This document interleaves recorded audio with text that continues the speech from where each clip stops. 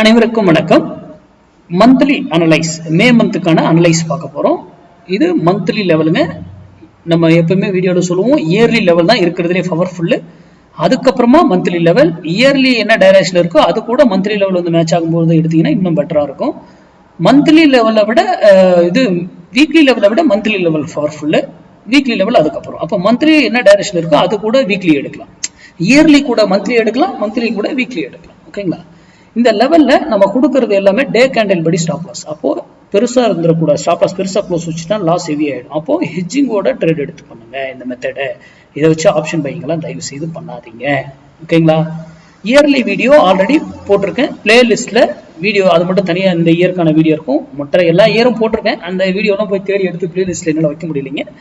இது இயர்லி, இந்த இயற்கான yearly video ஜனவரி 24 நம்ம போட்டிருக்கோம். நம்ம மட்டும் தான் ஃபர்ஸ்ட் போட்டிருந்தோம்.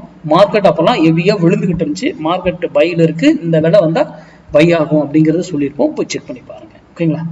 சரி, இந்த மந்த்லி லெவல்ல எந்த இடத்துல வந்தா சப்போர்ட்டோ ரெசன்ஸோ எடுக்கிறதுக்கான வாய்ப்புகள் இருக்கு அப்படின்னா 24,958 இங்க போனா ரெசிஸ்டன்ஸ் எடுக்கிறதுக்கான வாய்ப்புகள் இருக்கு. அதற்கான ஸ்டாப் லாஸ் 25,042. இது டே கேண்டில் க்ளோசிங் பேஸ்ல. அப்போ எட்ஜிங் இல்லாம இதை ட்ரேட் பண்ணக்கூடாது. ஏன்னா பெரிய கேண்டில் போய் ஸ்டாப் லாஸ் வச்சா நஷ்டம் பெருசாயிடும் இல்லையா? அப்போ எட்ஜிங்கோட எடுத்துக்கோங்க. அடுத்தது 23,000 சப்போர்ட் வந்து 23,162 வந்தா இங்க வந்து சப்போர்ட் எடுக்கிறதுக்கு வாய்ப்புகள் இருக்கு. அதுக்கு stop loss 23,042 day candle closing பேஸ்ல. டே கேண்டில் க்ளோஸ் வச்சா நீங்க எக்ஸிட் ஆயிடணும். இதனுடைய மினிமம் டார்கெட்ஸ் வந்து 100 பாயிண்ட், மினிமம் 100 உறுதியா கிடைச்சிருங்க.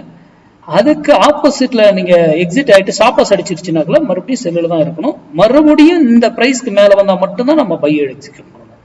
அதே போலதான் செல் சைடு மேல ஸ்டாப் லாஸ் செட் ஆயிடுச்சுன்னா அது வரைக்கும் அப் சைட்ல தான் இருக்கணும். இந்த விலைக்கு கீழே மறுபடியும் வந்தாங்கனாக்கல மட்டும்தான் நம்ம செல் சைடு எக்ஸிக்யூட் பண்ணணும். அதனால நம்ம வந்து மேக்ஸ் படி மட்டும்தான் அணுகுவோம். நம்ம எந்த நியூஸ் எது வருதுன்னே நமக்கு தெரியாதுங்க. என்ன எப்போ எது வருதுன்னே நமக்கு தெரியாது. ஓகேங்களா? ஆனா நான் இப்பவே இந்த மந்த் ஆரம்பிக்கும் போது இந்த வேல்யூ போட்டுமா, தட் இஸ் மேக்ஸ். அதுதான் மார்க்கெட்டுங்கிறது மேக்ஸ். அதை சார்ந்து படித்து தெரிந்து கொண்டு ட்ரேட் பண்ணுங்க. யூடியூப்ல யாரோ கொடுக்குறாங்க நம்பாதீங்க. இன்க்ளூடிங் மீ, நான் கொடுக்குறது சேர்த்துதான். நன்றி, வணக்கம், வாழ்க வளமுடன்.